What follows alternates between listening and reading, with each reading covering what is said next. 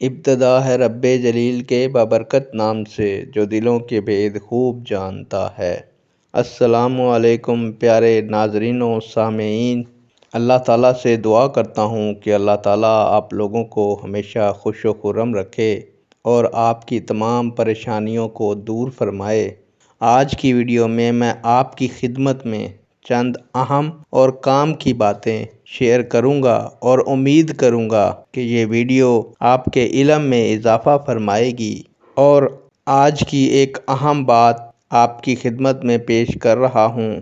پیارے دوستو، ہر شخص کو اس کے ہنر اور جوہر کے مطابق جگہ دینی چاہیے۔ جاہل لوگوں سے مت ملو ورنہ وہ تمہیں بھی جاہل بنا دیں گے۔ زیادہ سنو اور کم بولو۔ عبادت میں دل کی، مجلس میں دوستو زبان کی اور غصے میں ہاتھ کی اور دسترخوان پر پیٹ کی حفاظت کرو۔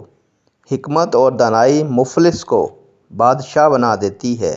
مصائب سے مت گھبراؤ کیونکہ ستارے تو دوستو اندھیرے ہی میں چمکتے ہیں۔ جو بات دشمن سے پوشیدہ رکھتے ہو دوست سے بھی وہ پوشیدہ رکھو، کیونکہ ہو سکتا ہے تمہارا دوست کبھی تمہارا دشمن بن جائے۔ وقت کی قدر کرو، اور وقت کی قدر و قیمت یہ ہے کہ اس کا صحیح استعمال کیا جائے۔ بے وقوفوں سے دوستی نہ کرو، یہ مشکل وقت میں آپ کی مشکلات میں اضافہ کر دیں گے۔